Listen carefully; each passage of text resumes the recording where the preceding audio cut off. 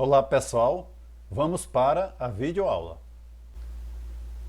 Nesta videoaula, a número 2, nós vamos falar sobre concepções de história. É importante que você leia a introdução, o texto História e História da Educação, faça a leitura dos textos complementares 1 e 2.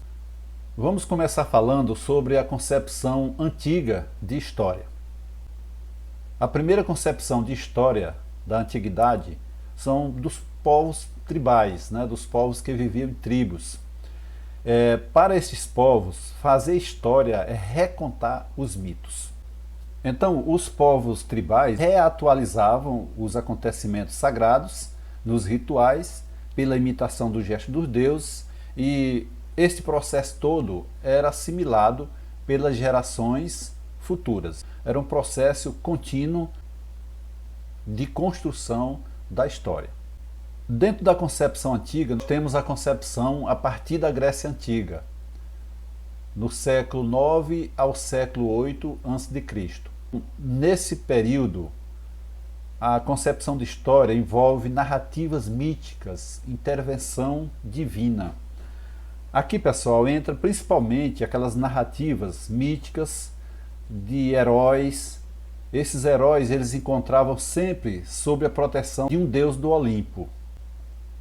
Um exemplo desse processo histórico nós temos principalmente na saga homérica, na Ilíada e na Odisseia, que conta ali a história da guerra de Troia, envolvendo aqueles guerreiros, todos eles estavam sob a proteção de um deus.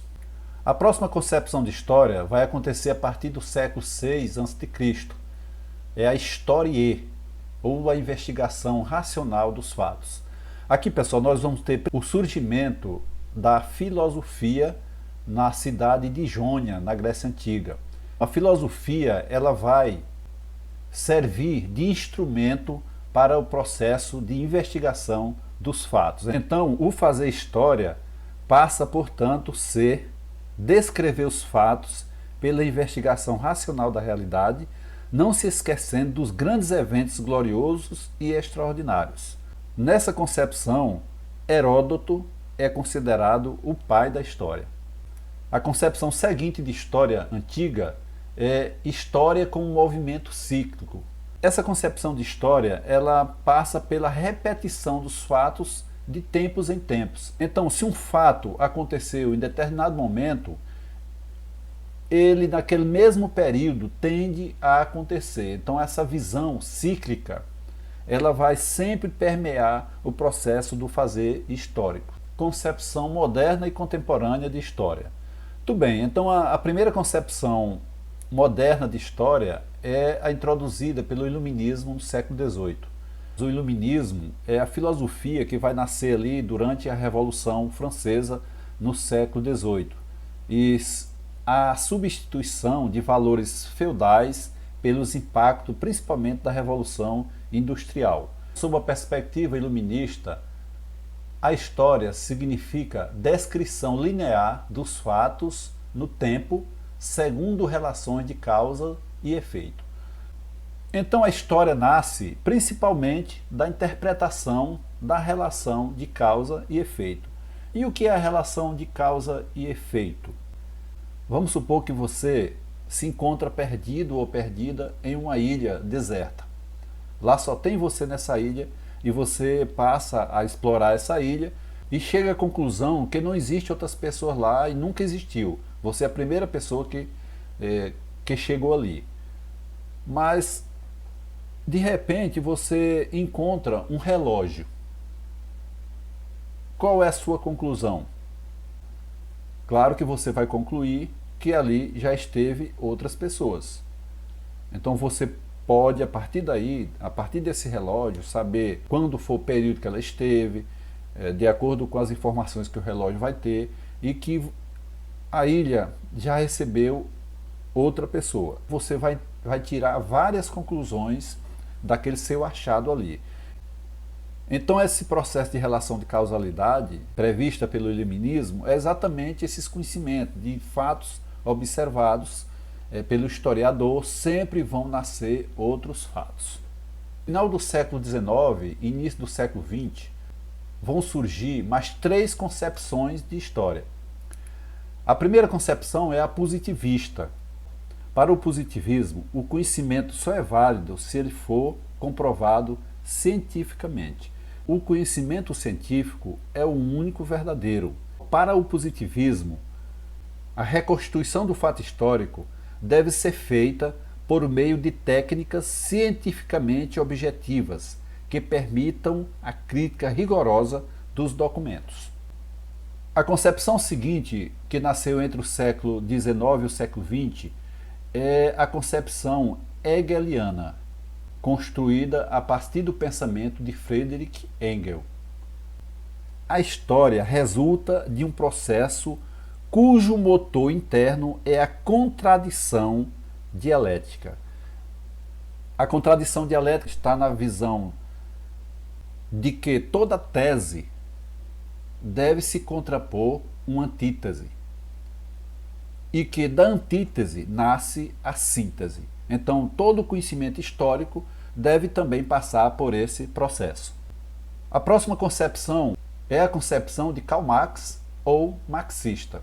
Karl Marx ele vai anunciar que a história deve ser analisada a partir de fatores materiais, econômicos, técnicos e da luta de classes.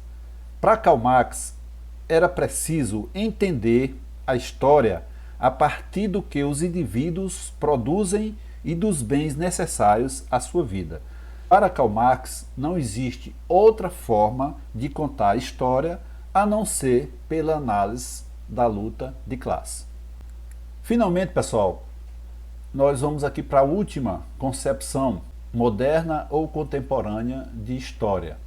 Essa concepção vai nascer já no século XX, que é a concepção das escolas dos análises.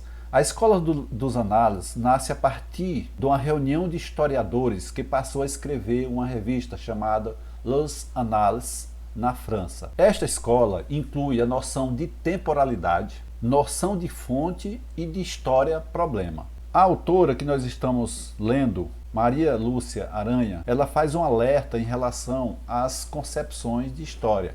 Ela afirma que a diversidade metodológica não é fragilidade da história como ciência, mas esforço para definir caminhos na investigação rigorosa. Outro ponto que ela observa é que o caminho da orientação epistemológica em que se fundamenta o pesquisador é essencial para se compreender a interpretação das fontes consultadas e posterior posicionamento. Então, pessoal, é bom que quando você leia uma obra de um autor, é bom você saber quais são as fontes que orientam o trabalho desse autor, principalmente para você se posicionar criticamente. É isso que a professora Maria Lúcia Aranha está nos alertando. E a história da educação, pessoal? Como a história da educação pode ser analisada a partir dessas observações que nós fizemos? Podemos dizer, pessoal, que tudo que foi dito em relação ao processo de fazer história também se aplica à história da educação. Com a história da educação, construímos interpretações sobre as maneiras pelas quais os povos transmitem sua cultura e criam as instituições escolares e as teorias que a orientam. Então, pessoal, estudar a educação e a história da educação e o contexto histórico em que surge faz parte da rotina do historiador que cuida da história da educação. No Brasil, pessoal, a disciplina e o processo de interesse pela história da educação só vai acontecer na década de 1930. Nesse momento também que a disciplina passa a fazer parte do currículo dos cursos de magistério. Nas décadas de 1930 a 1940, foram criadas várias faculdades de educação no Brasil. Entre 1960 e 1970, essas escolas foram fechadas em decorrência de todo aquele processo que acontece a partir do golpe militar de 64, e nas décadas de 1980 a 1990, há uma ampliação das discussões de temas educacionais e incrementação da produção científica nesta área. Por que estudar história da educação? Segundo o professor Antônio Nova, estudamos História da Educação para cultivar um saudável ceticismo. Quando você estuda História da Educação, você também vai consolidar a sua consciência crítica. Nos meios acadêmicos, aparecem muitas novidades. Se você conhece História da Educação, você pode estar aí se posicionando diante dos modismos. Ele também afirma que estudamos História da Educação para compreender a lógica das identidades múltiplas. Nós vivemos hoje o processo da globalização, onde múltiplas identidades estão em constante interação.